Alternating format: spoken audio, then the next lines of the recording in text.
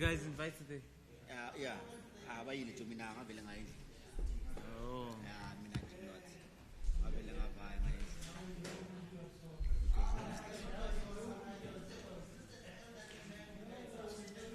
Something.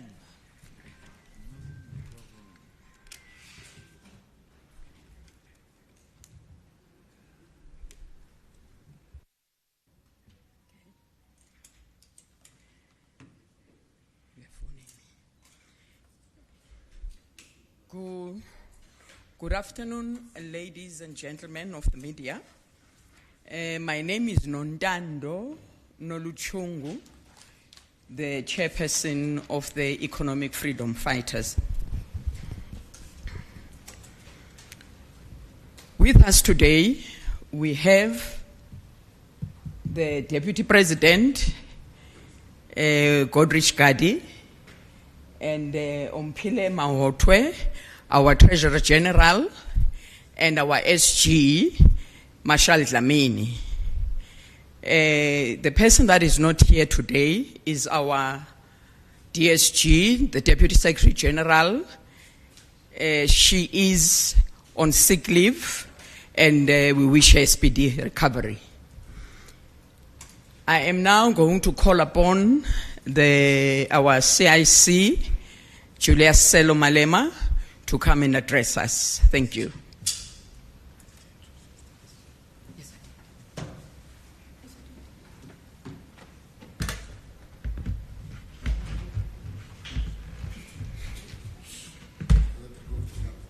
Huh?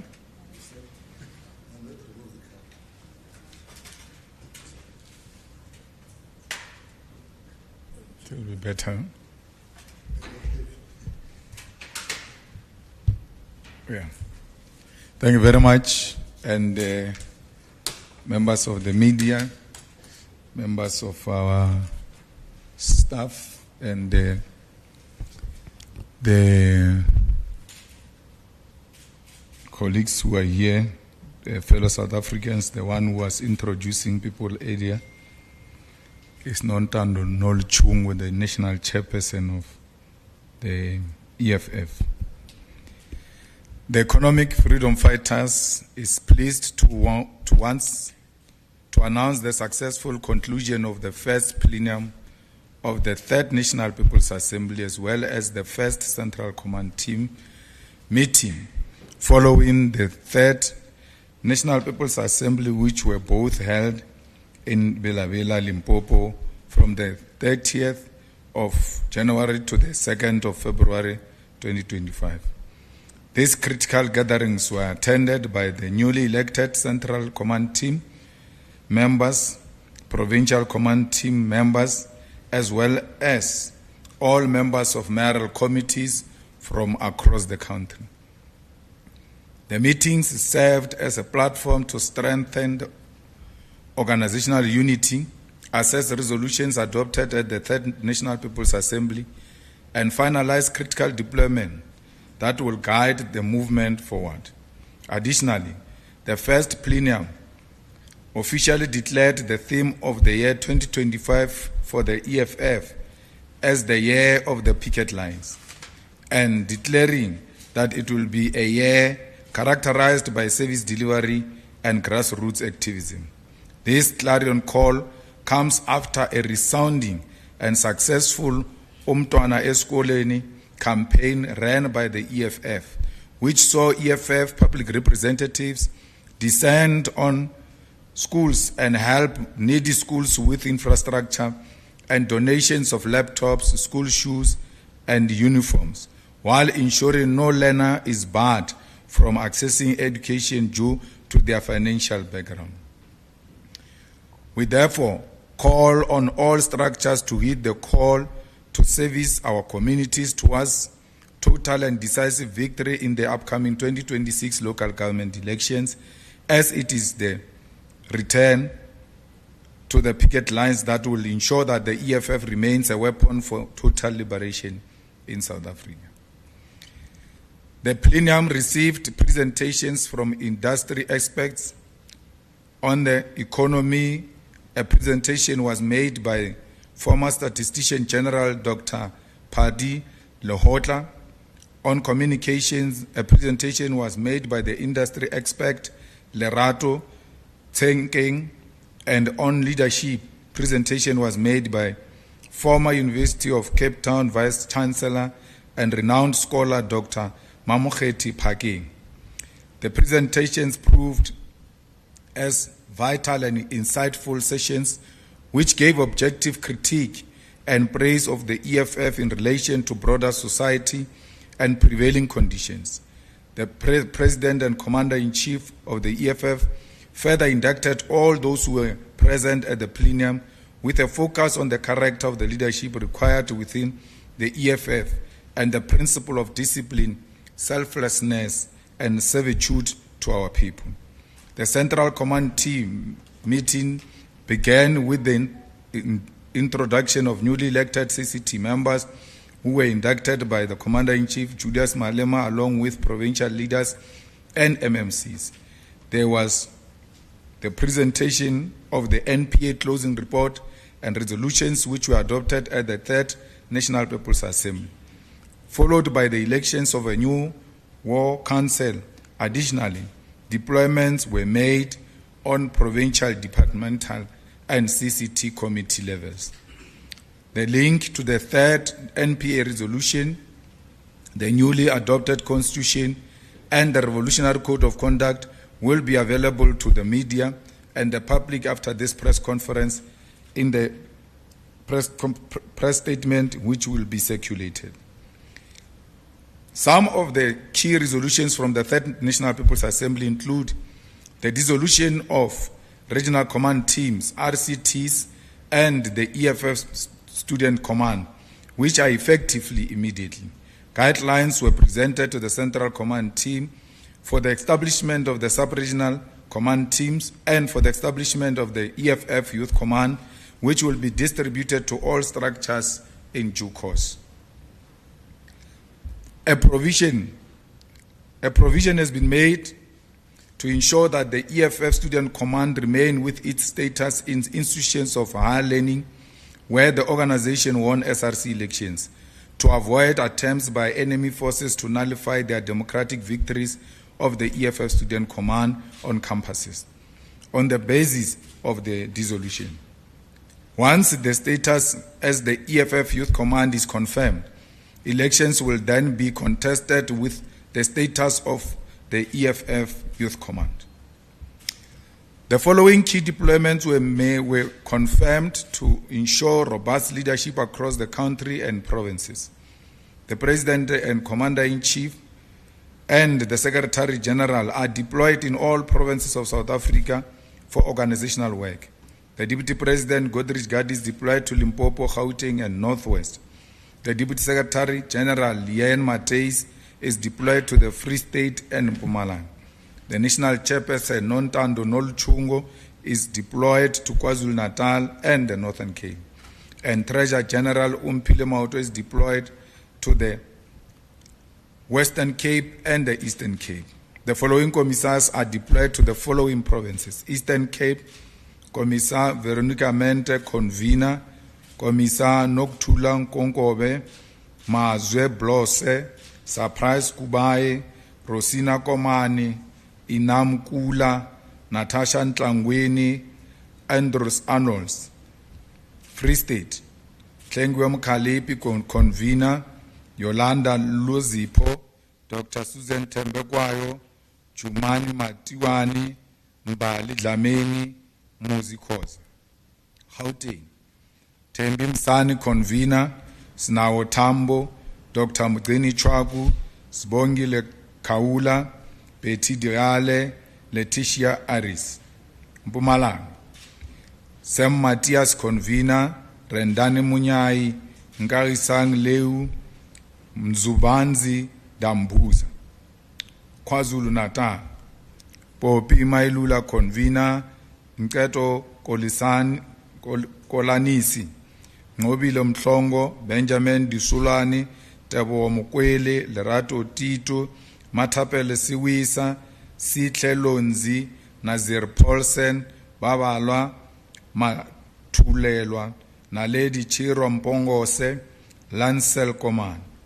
Northwest, Renoilo Mashabela Convener, Asanda Machobeni, Anthony Matumba, Mandla Shkwamban.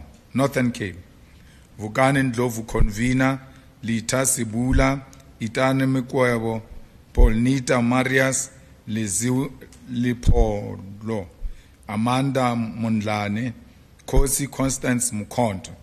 Western Cape, Rebecca Mtala Convener, Mukululi Dlevu, Lutando Amos, Khoto Charlie, Lillian Managa. The organizational departments of the EFF will be constituted as follows. The Gender-Based Violence Desk, which deals with matters reported to the EFF of the GBV and conduct outreach and support to victims, will be led by Commissar Popi Mailu, while the Labor Desk, which handles labor disputes across all sectors, will be led by Commissar Tabo Mukwele. The Communication Department, which will deal with the daily communications of the EFF in print, digital, radio, social and broadcast media, will be led by Commissar Snao Tambo and Commissar Tembi Msani as the national spokespersons. The security desk will be led by Dr. Mgeni Chwagu to oversee safety and security, ensuring the protection of the movement and its supporters. Furthermore, the political education desk will be led by Commissar Sam Matias to manage the education of EFF members on political theory, strategies, and the principles of the movement, ensuring that the movement remains ideologically strong. The EFF Youth Command will be convened by Commissar Sitle Lonzi, while the coordinator for the EFF Youth Command will be Commissar Naledi Chirwa Mpongos. Finally, the National Disciplinary Committee will be made up of the chairperson, Commissar Nelo Mashabela, and members Tapelo Mugale, Dr. Susan Tembekwayo, Polnita Marias, and Mapula Ledwaba, while the National Disciplinary Committee of Appeals will be led by National Chairperson Commissar Nontando Nolchungo as Chairperson and Deputy Secretary General Lien Mateis, Treasurer General Umpile Mautwe, Commissar Tembi Msani, and Commissar Vuyane Pambo as members. The EFF War Council, which reflects periodically on organizational work and receives reports on in between CCT meetings, is constituted by the officials, and the following commissars will be part of the War Council. Commissar Veronica Mente as the convener of the Eastern Cape, Commissar Tlengwem Kalipi as the convener of the Free State, Commissar Tembi Msani as the convener of Gauteng, Commissar Popi Mailula as the convener of KwaZulu-Natal, Commissar Mandi Samagaseni as the convener of Limpopo, Commissar Sam Matias as the convener of Mpumalanga, Commissar Reneulo Mashabela as the convener of Northwest, Commissar Vukani Ndlovu as the convener of Northern Cape, Commissar Rebecca Mutlala as the convener of Western Cape, Vuyane Pambo as head of presidency. Additionally, as part of the War Council, the Deputy President will head the Governance Task Unit GTU, while Commissar Vuyane Pambo will be the head of presidency. Commissars Nao Tambo and Tembi will serve as heads of communication and spokesperson. Commissar Ngobile Mhlongo will handle international relations. Commissar Tlengwem Kalipi will oversee elections.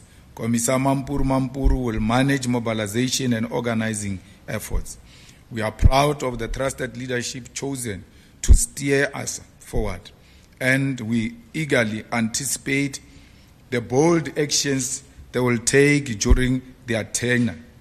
As we enter 2025, the year of the picket lines, we are confident that under their guidance and with the strength of our ground forces, success is inevitable.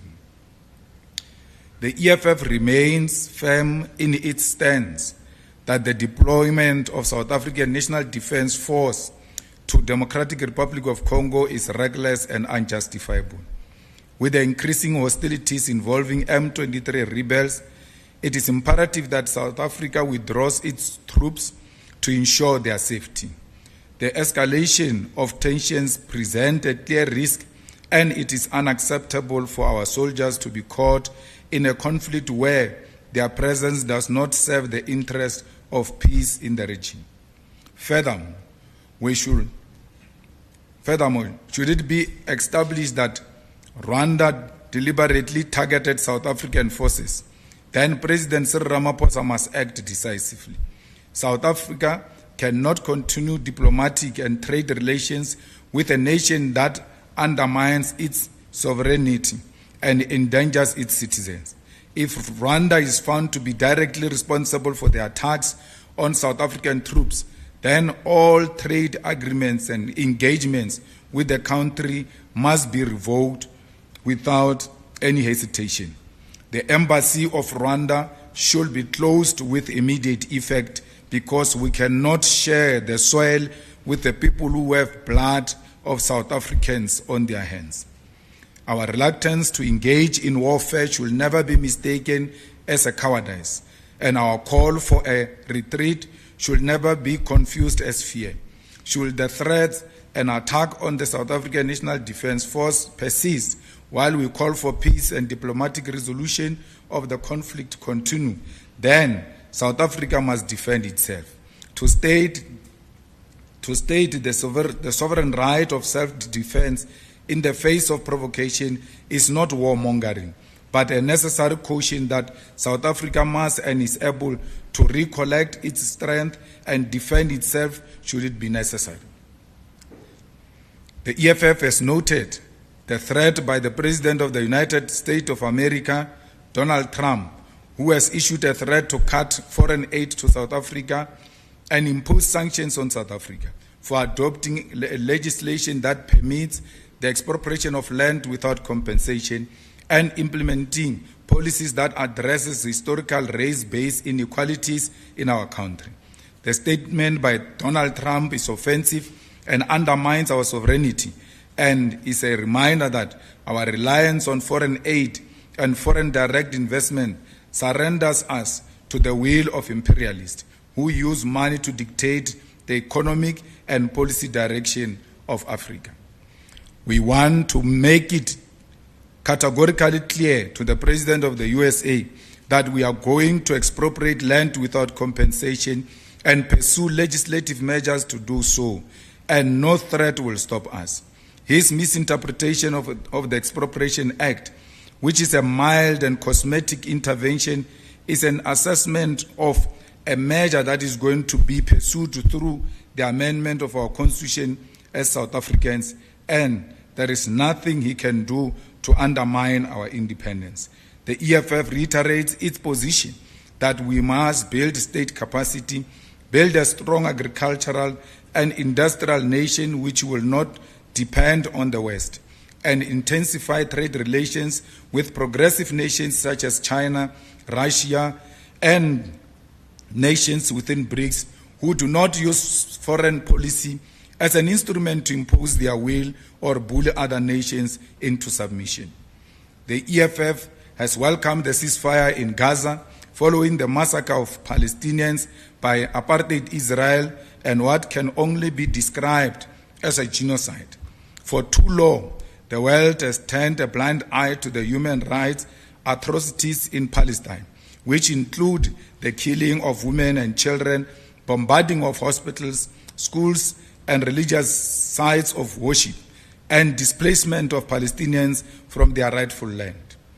The ceasefire must not mean that there will not be accountability for the death of more than 100,000 Palestinian people since the latest genocidal attacks on Palestinians by Israel. The Prime Minister of Israel, Benjamin Netanyahu, and the Israeli Defense Force remain war criminals.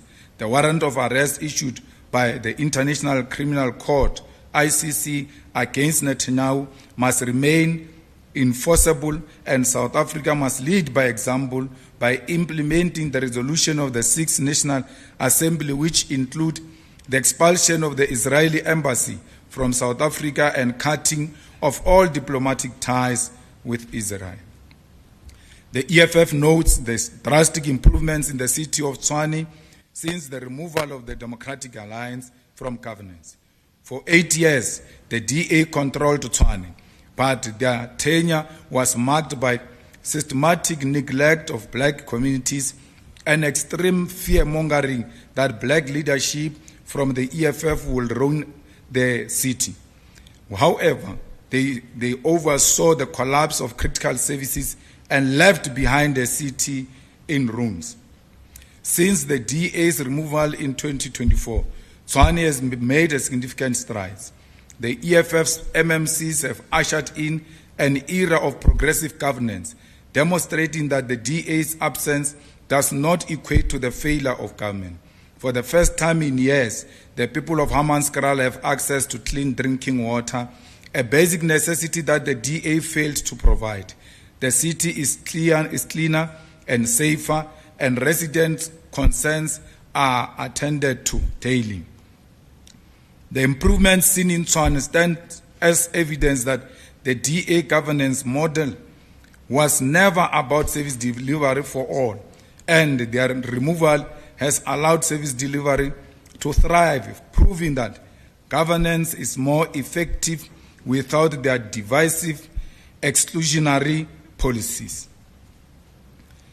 Furthermore, as we have entered into the year of the picket lines, we have a clear head start targeting service delivery failures and ensuring tangible improvements where we govern. In the city of Johannesburg, public safety and visibility are at the highest level under our leadership. Our presence in the Johannesburg municipality has ensured that communities experience real and impactful governance. The same dedication is evident in Ekurhuleni and Nelson Mandela Bay, where the EFF is actively addressing service delivery challenges. In Ekurhuleni, the provision of water and infrastructure maintenance is on track, ensuring that residents receive the basic services they deserve.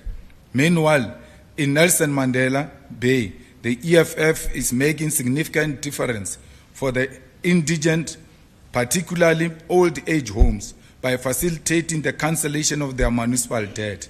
These victories demonstrate our commitment to economic freedom and dignity for all, proving that where the EFF leads, service delivery follows. We call on all of our fighters to remain focused and disciplined and rally behind the collective efforts to return the EFF to the people. The EFF remains the most potent weapon for the liberation in South Africa. And under the theme of the year of the picket line, we will uplift the lives of the poorest of the poor towards the decisive election victory in 2026 local government elections. Let us build strong, genuine and organic structures of the EFF which will service our people and assume governance. Let us defend, rebuild and advance the struggle for economic freedom in our lifetime. I thank you.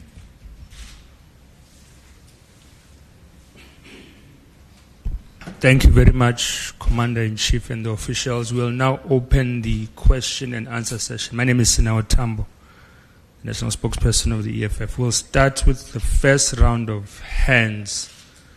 You'll be number 1, you'll be number 2, you'll be number 3, and we'll move in that fashion. Number 1. Shannon Merrick, Scalzi Broadcasting Africa, all protocol observed. I'll start with international issues. Hopefully I can come back with local issues. The President of America has alluded to the issue of land expropriation with or without compensation. He doesn't even care. He's saying South Africa don't have a right. It's a racist policy. It's against white and so on. Can the President of EFF just go deeper into it? Because I know you said it's a watered down, almost a fake land expropriation policy. What is the EFF's real policy on land expropriation?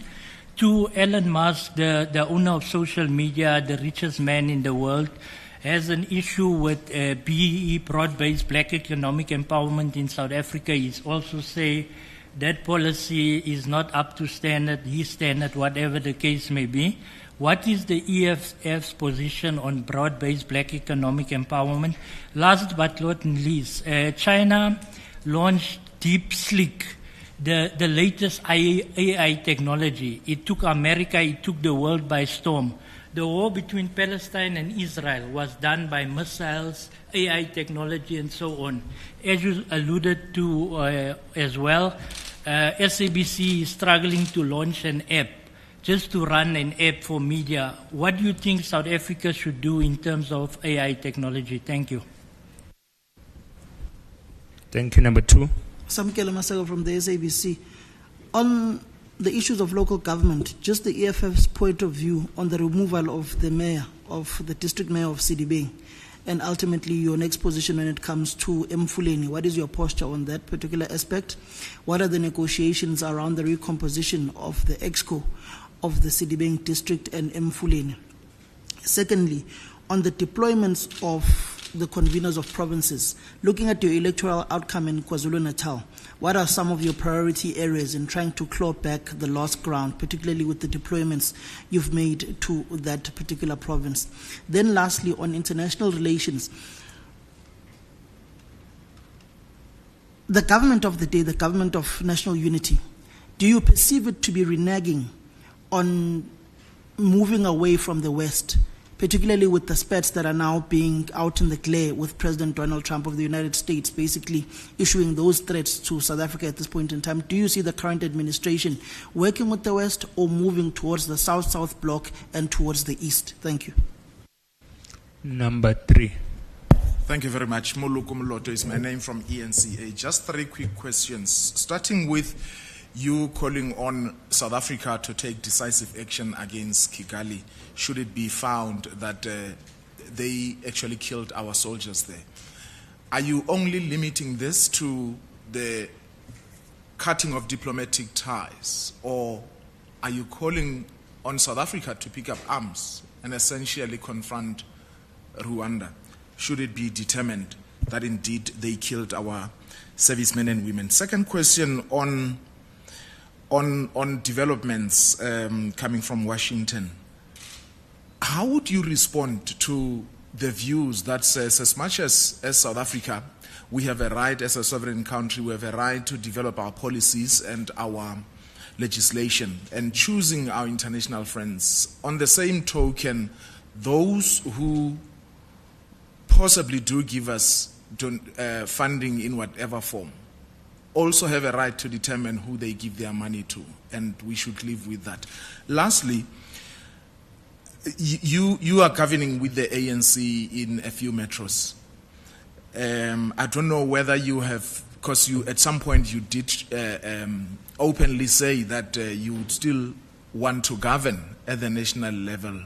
Of course, you wouldn't want to be part of that government if the DA and the FF Plus are part of it. Have you given up on those ambitions, or are discussions being had to that effect?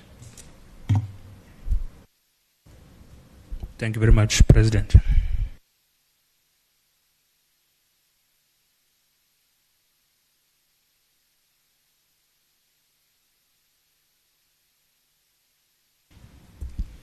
Thank you very much. The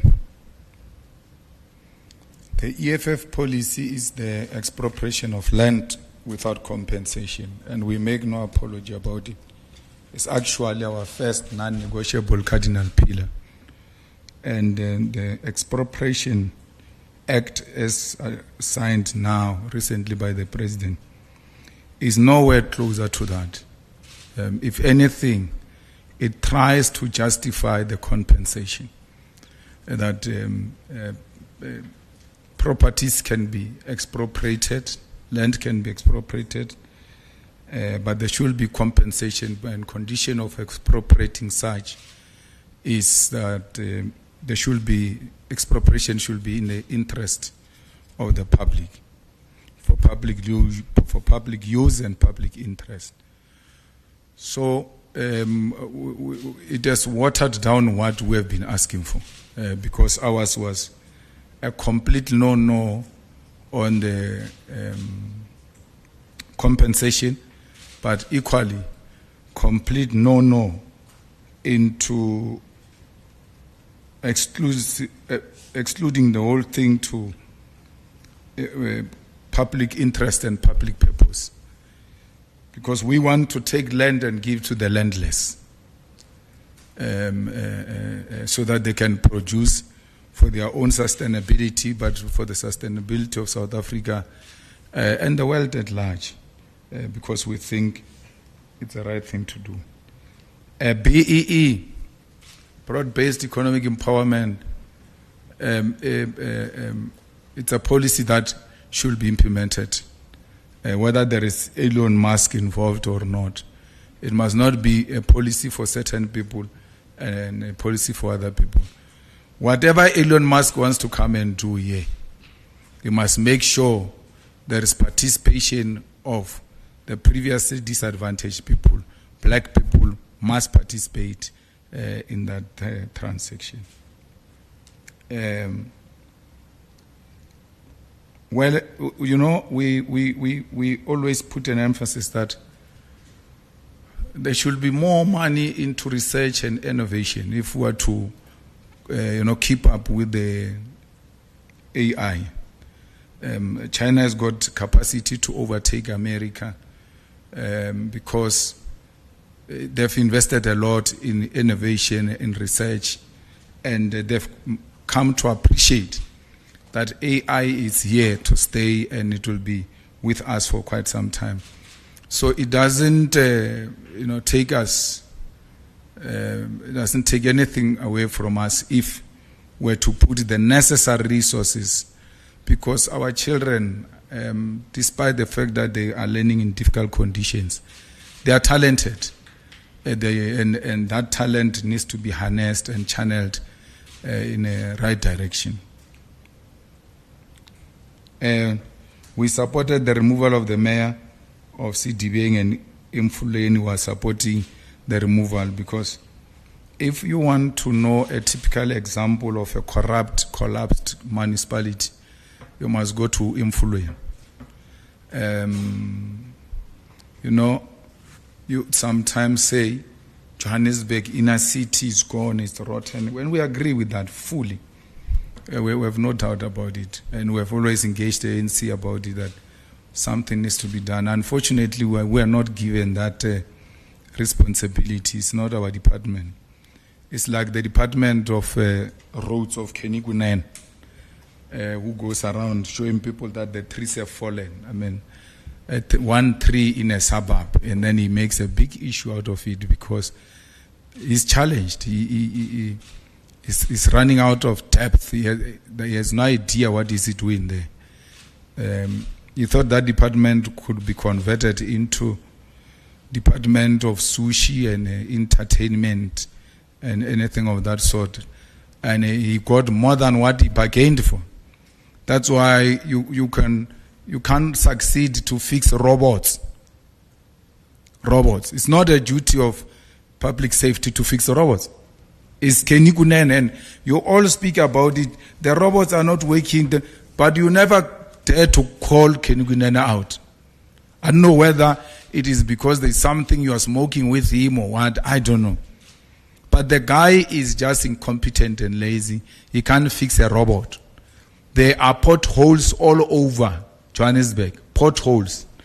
There was an incident that happened somewhere here in one street, was it Bree Street, where they hired a Zimbabwean company.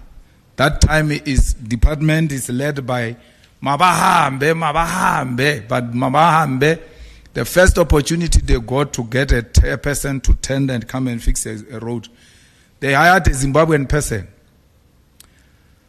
And then they couldn't get anything. They couldn't get that thing done because they weren't taking a lot of money from that guy. So yet he didn't have any capacity to can do that work because the money was stolen from him. As a result, we still have corrugated ions in the middle of a city center. We're told that that's a site establishment. They are trying to fix something there. So We cannot, even when we are working with these people in one municipality or the other, not be in a good position to call them out and say these ones are corrupt. The ANC comrades are corrupt. You know, each one of those Imfuleni people, if you go and check their petrol claims per month, the lowest is 30,000. We don't spend that, but we travel the whole country. Some of us are worse because we go to Limpopo 3 times before anything happens. So, but we don't spend 30,000. So we're not being an Imfuleni employee with 30,000. Where are you going? God, Imfuleni is just here. Where are you going? Clearly, they found some creative way of getting money out of that petrol, and then they are inflating prices and then getting something in return. That municipality, if anything, voting out the mayor is not enough. They must dissolve that municipality. It must be dissolved. The same thing with debate. It must be dissolved. And then we go into an election and let the voters have a choice to elect them again. You know, municipalities get dissolved. We come back with the same crop of people. There is no problem. We must never get tired, because the communities must know that as long as they are not getting it right, they are not going to be left out of it until a solution is found. So to try and fix it amongst ourselves as politicians is not working. So let's go back to the electorate and said the outcome did not give us what is desirable when it comes to service delivery, and then let's go back. So our call will be that Imfuleni must be dissolved. But if the motion goes in tomorrow, we will vote against that mayor of the ANC. You could have seen the KZN deployment is way bigger than any other deployment in any other provinces, because we take what happened there very serious, and we want to turn the things around. And we think that the people that we have sent there are ready for that task, and they can change the political sphere. All you need in KZN is a political willingness to work hard for the EFF, and it will turn around. Politics are like that. They are not static. They change from time to time. Depending on the kind of work you do, you can tilt the balance of forces to be in your favor. And that's what we're going to do. We're actually going to become permanent residents of KZN from time to time. We're going to make sure we go there to give our comrades support. Look at our comrades in that municipality. What is it called? Where they arrested Monges. Mhlatuzi, they arrest Mongezi and the other comrades, our provincial chairperson and the other comrades. Because they are demanding, rightfully so, that there are people who are expelled from the EFF, but yet they are still in the municipality as councillors. Why? Because they are voting with the IFP. And the mayor is IFP, the municipal manager is IFP. So they're like, no, we can't remove these people because we need these votes. So when we say, but this is corruption, this is not acceptable, they say, no, we have a problem. Then they arrest Mongezi, our provincial chair, this morning. He goes to court. He gets arrested with our regional secretary, who is a lawyer. He goes to court. The magistrate comes there and says, no, I can't proceed with this case. I know this guy who is accused. Therefore, I'm conflicted. Then he leaves. They sleep inside the cells. The following day, they bring a different magistrate who is briefed that these are the accused, this is the situation, and all of that. That magistrate goes in there. He says, when he arrives, that first one even said, I'm leaving because I was intimidated by a police officer. The second one says, no, I'm also conflicted. I know this guy. Well, they say, okay, fine. You may not deal with this guy's issue, but these ones, you don't know them. So they've got their own individual right. You can release them and refuse with this one that you don't know. You don't want. No. Let's adjourn and let me talk to my superiors. Then he calls the superior in Durban. They say, no, you can't deal with that matter. Leave it. Our comrades sleep in the holding cells for 2 nights.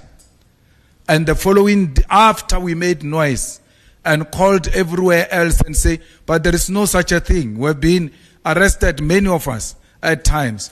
But we've now been subjected to such a thing. The bail was not even dealing with the merits of the case to a point where you can say, I'm conflicted. You can just do the bail and then tell your superiors that I can't proceed with that case because I'm conflicted. So there was a coordinated arrangement to try and frustrate the EFF in Mhlatuzi, and the magistrate found themselves at the center of that nonsense. We are going to complain to Magistrates Commission so that that conduct can be taken up. So KZN, we are going to work there, and we are going to make sure we turn the things around.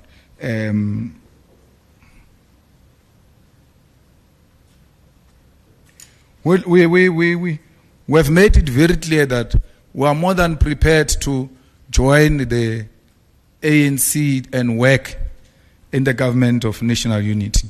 But we can't do it with the people who killed Krisani, the people who tortured our own people, the people who oppressed us, the people who are advocating that every progressive policy must not be implemented. That's why you've got this noise from Donald Trump. They are at the center of that. They thought they were going to bully the ANC in that GNU, and the ANC will develop a cold feet. The ANC is pushing forward ahead. They now are seeking external intervention, which seeks to undermine the sovereignty of South Africa. So the ANC must know that we are just outside, we're at the doorstep.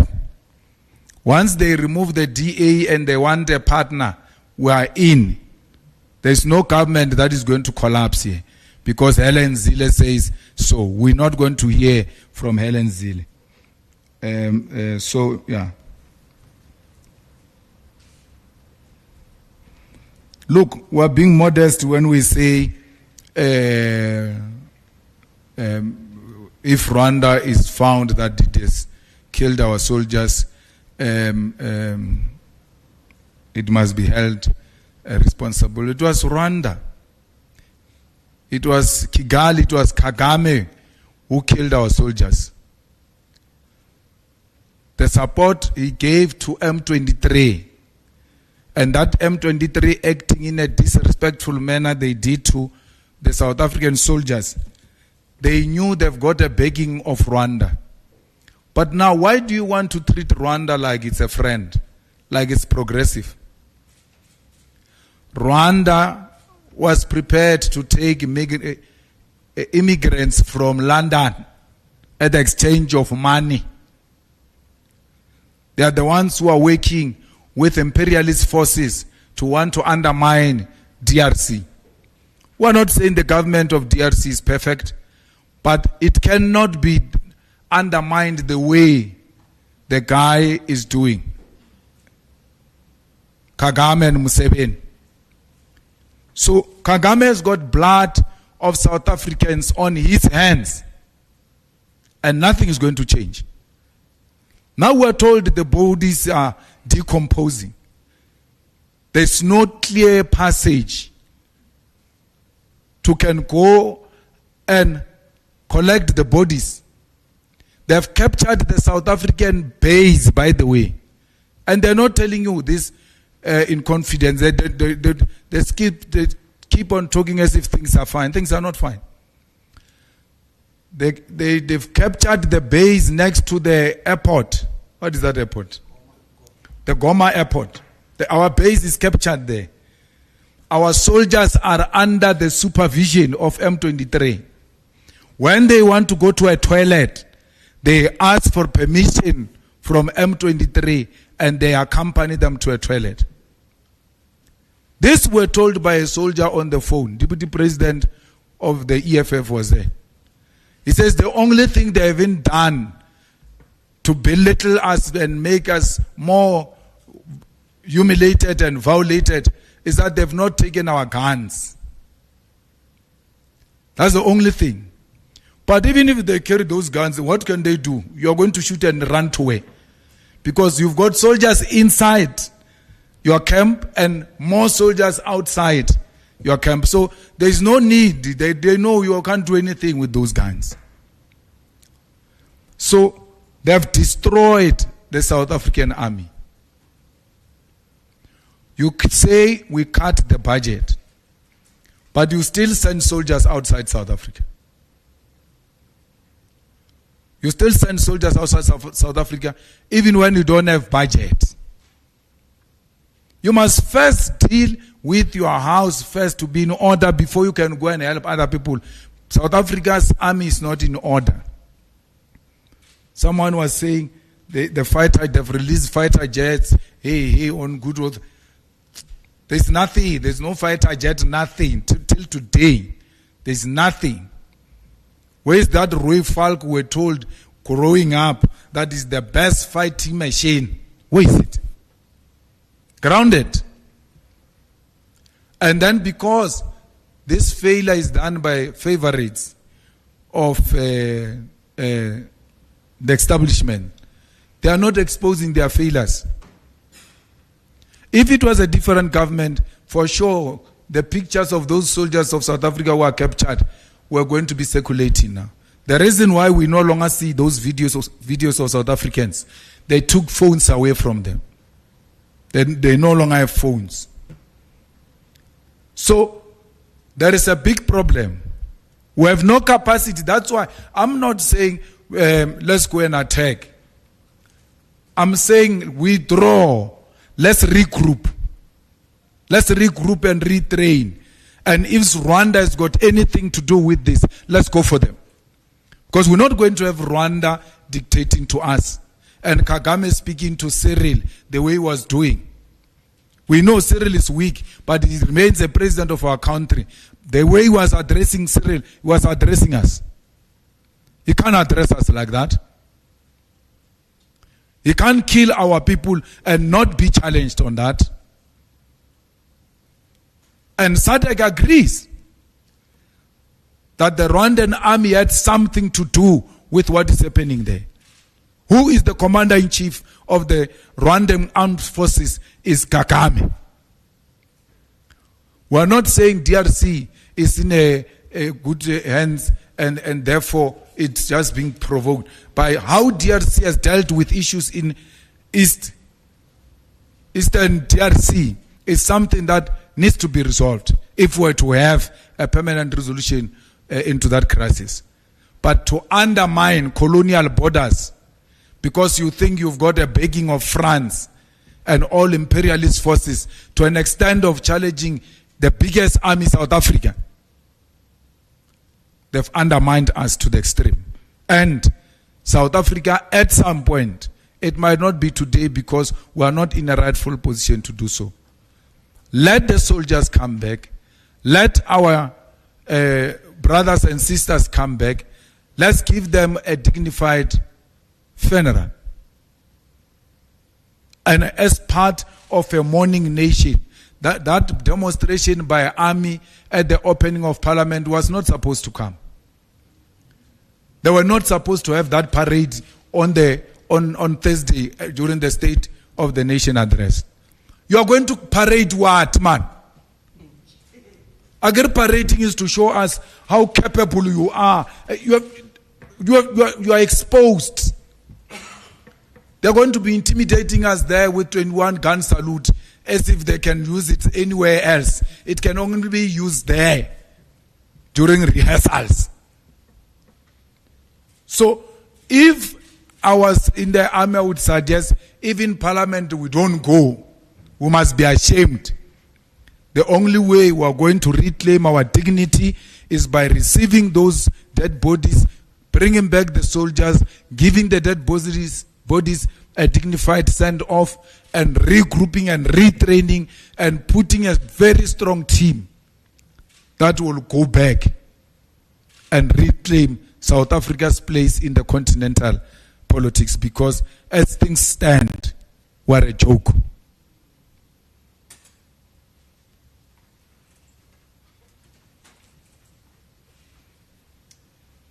Thank you, President. We'll take the final round of questions, if there are any, including from those who arrived late. You'll be number 1, you'll be number 2, you'll be number 3, you'll be number 4, and you'll be number 5. Number 1. Good day, Nkosinathi Shazi from Power FM News. I just have one question to Mr. Malema. With the State of the Nation set to take place this week, apologies. What is your relationship with the Umkhonto weSizwe Party regarding the Progressive Caucus in Parliament? Of course, last year during the EFF conference, you declared Umkhonto weSizwe enemy number 1. How are the relations of the two parties, considering that you guys are the two biggest parties in the opposition of Parliament? Ngiyabonga. Number 2. Mr. Malema, the EFF's game plan going into the State of the Nation address Thursday evening. What's your game plan going into the SONA speech? Thank you. Number 3. Shannon Merrick, Skasi Broadcasting Africa, 2026 local elections. We know the previous election results. In some wards, EFF had 100 members on the books. On voting day, it got 10 votes. How is EFF going to deal with that, where the members on the books of EFF and the votes don't tally? That's the one thing. The second thing is, with regards to issues in communities, EFF said it's going back to the streets. I'm just using my own slogan, going back to the streets. Now, we know in the communities there are serious issues, and communities need not hot councillors, but they need intervention same time. Is EFF going to make available like contact details of different people in the wards where the people can communicate to as part of the Back to the Streets campaign? Last but not least, ESCOM on Friday announced they're going to do load shedding. On Saturday, EFF said they're going back to the streets. On Sunday, load shedding is suspended. I don't know, does these things have anything to do with each other? Thank you. Number 4. My name is Siamtanda Kapa from News 24. Mr. Malema, I'm going to start with I'll take it back a bit with the theme for the year. Return to the picket lines, I think. I remember at The Rock, you said that the EFF will become a party of substance, a party that's just going to engage in parliament, none of the howling, etc. And now you're going back to the picket lines. I know that the EFF characterizes itself as a party, a protest movement, so to speak. Are you running out of ideas to grip the electorate and to get people excited and to convince people to vote for the party with the back and forth? Secondly, my second question is around the issues with the US. I'm reluctant to speculate and say you insinuated that GNU partners co-governing with President Cyril Ramaphosa are behind what's unfolding in the US. I just need clarity. Are you saying that the DA, we've seen some right-wing organizations coming out from Orania to say that Orania and Solidarity, they've said that they've been meeting with the US, they'll meet with them again around this. But I want to be clear when it comes to the Democratic Alliance. What are you saying? Thank you. Number 5. Thank you very much, President.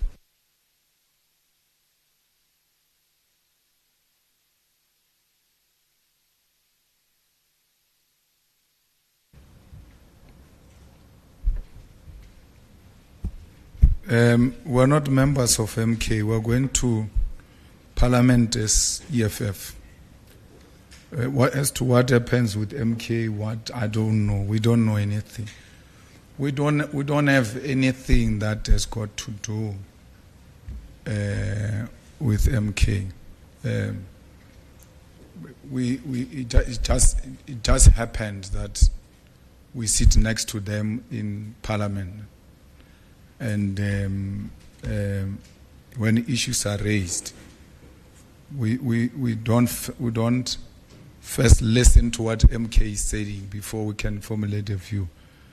Whether MK is agreeing or not agreeing on any view we hold, it is an EFF view and we'll express it. If they agree with our view, we'll both express it. But it doesn't make us anything. We're not anything. We literally don't want anything to do with MK. We even ask them not to come to funerals of EFF. Don't want to see them. Even us, we have stopped going to the Derby because we don't want to meet them by mistake, by the Derby day. But DP has raised a very creative method. Or no, we can go to the Derby. We'll have a separate suit where we'll go. Can we meet them in that thing of presidential or what? Because that presidential thing, you meet a lot of clowns there. So the best thing, let's stay away from those things. We don't want anything to do with those people.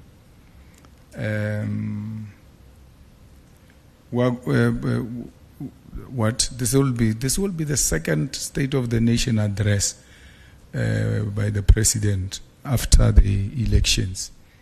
And nothing changed from our approach in the first one to this one. We have made it clear that we are going to be a party we have always been, a party of substance, a party of superior logic, a party that is going to give more input, more constructive input. But it doesn't mean we can't be robust in our approach. It doesn't mean we can't be radical and militant in our approach. So you can't say, my sister, when you are running out of questions and say people are running out of ideas, it's you running out of questions. How does picket line have to do with Parliament? I mean, you want to sound intellectual, but in the process, you're so empty. You say, you said in Parliament you can't do 1, 2, 3, pack that one. You said in Parliament you can't do that 1, 2, 3, pack that one. And then you say, but now you are saying you are going to the picket lines. Are you running out of ideas? What does that have to do with Parliament? If we don't ask sponsored questions, rather our questions are subjected to a thought process. Before you throw insults at people and say they are running out of ideas, you should check if you are not running out of questions. And if you are running out of questions, it's not necessary to ask a question if you don't have one for the sake of doing it. It's no one who's running out of any question. For 12 years now, for 12 years, every year, Maoleo, 12 years now, every year, EFF has come with a theme for the year. Every year. And it has never been the same theme to demonstrate we are not running out of ideas. If it was the same theme, we will be running out of ideas. It's not the same theme. So if you come with an intention to swear, and if there's nothing you can swear at, and you just swear anyway, it's unnecessary. It has got a potential to destroy a serious potential. When you go to a press conference like this, go with an open-minded. Let's go and hear what they are saying and ask questions that are relevant, not sponsored views. ESCOM load shedding is not gone. I don't think they are clear what they want to do. You see that job, we've got a very good CEO there. He needs to be given support.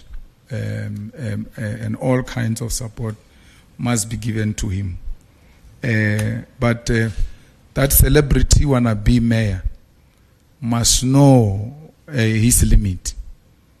Because if he thinks he can now compete the CEO of ESCOM, that ESCOM achievement on not having load shedding are attributed to him as an individual. He wants them. He wants a self-gratification, self-glorification. That is going to undermine the good work that people are doing there. He must chill. He's got no idea what he's doing. Let him leave those people to do what they are doing.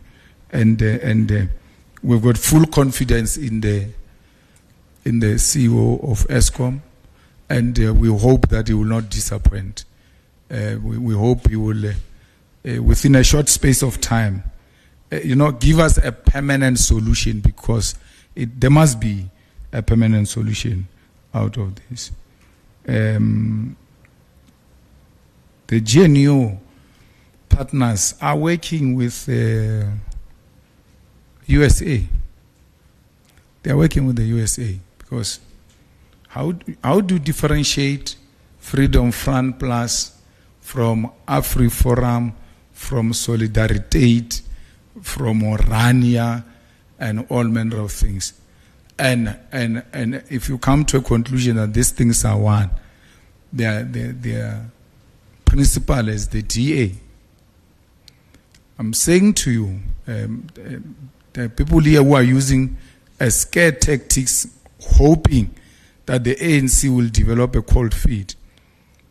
So, because they can't find their way, they go and call on their big brothers to come and bully the ANC. So, the ANC is not in a coalition with people who share a vision with them. That's why they are struggling the way they are struggling. They just went around picking up riffraff and then putting it in a government of national unity. And when you ask, but why do you do what you are doing? They say, no, we want power. It's about power. They don't care whether you are a bandit, whether you are with a good reputation in society, anything that can give them power, they will go for it.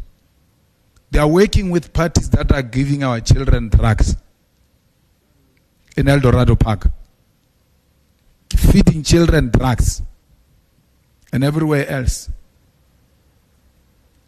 And how do you, in your conscious, rightful mind, be so proud to work with people who have got no regard for female? That a leader of a party you are working with can just call a female private part in public like that, and then you call that a partner. Because you are so desperate to get power. It's all about power. They don't care about integrity. They don't care about the legitimacy. They don't care what does this do to the image of our country. And then they go away from those who are not very close, who are not very far on policy perspective with them, and choose ex-prisoners, some riffraff, some you can't even explain whether they are going or they are coming. So I guess maybe South Africans get the government they deserve. Maybe you deserve this kind of government. But the ANC has never bothered to take you into confidence, politically and ideologically, as to why would you go with the enemy agents in bed? Why would you go in bed with people who killed Christian and say we can kill him again if we get an opportunity to do so? Why do you go with people who have killed our people in Flag Plus and say we can do it again? There's no problem. Then what were we fighting for? If the reality is that these people can continue to lead even after we claim victory. So the ANC must be ashamed that it has put South Africans where they've put them. They must be ashamed that they are actually peeing on the graves of heroes and heroines of our struggle. Peter Mokaba should be turning in his grave. Because there is a video of Peter Mokaba that says, we are not in a struggle of power sharing. We can't share power with de Klerk. And then someone goes and gives a lecture about Peter Mokaba as if he knows him. But if you know Peter Mokaba, you can't advocate for the things that Mokaba never stood for. Mokaba made it very clear. We are not negotiating for power sharing. We can't share power with de Klerk. We can't share power with murderers. I will not be shocked one day when they say Netanyahu is a special advisor of Sir Ramaphosa. They've got no shame, these people. At all. They have no shame at all. Their political consciousness has escaped them. So we will not do that. If it means staying outside, so be it. You will rather die with your conscience very clear. There's an old man who died very poor in Limpopo called Lawrence Poganuk.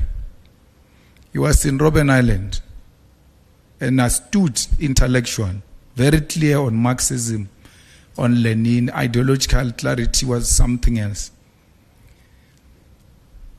He died not being anything, not holding anything material and otherwise, because he said, but this is not what we're fighting for. He had the best credential compared to all the clowns that were leading when he was still alive. But he refused to participate in any government of these people. He said, no, this is not what we're fighting about. This is not us. And I hope Lawrence Poganuk will not be turning in his grave. I hope he will be smiling that what he warned us about is exactly what is happening right in front of our eyes. And that proves him right, that indeed Lawrence Poganuk was right about these people. This is not what our people fought for. This is a complete reversal of the gains of 1994. The gains which we should be using this government of today, where there is no outright winner, to say, how do we build on the gains of 1994? So be rest assured, the EFF, it's a growing organization. It's a very powerful organization. In all respect, and they all know. That's why when they all go crazy, they attack the EFF because they know it's an unstoppable force. We are now going to establish sub-regional structures. Why? We're moving away from elitist structures of people just moving around with titles with no clear role and going closer to the people. We now are consolidating all the youth under one umbrella because the youth hold a critical role in the politics of South Africa. And we know that this youth command of the EFF is the one that will be leading the charge. You must just look at how the EFF is going to massively be mobilizing both young and old people behind the vision of economic freedom in our lifetime. We don't run out of ideas in the EFF. We don't run out of attracting people in the EFF. So you can't say, are you struggling to attract people? We can go to FNB or Orlando Stadium or any other field. People will come. We'll attract people because we've got ideas that are attractive. We attract young people because our ideas resonate with young people, and we're the only thing that makes sense to the youth of South Africa. Thank you.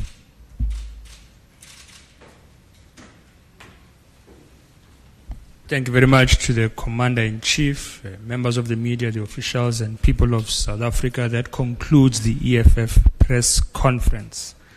And members of the media are invited to the first floor for refreshments. Thank you very much, President.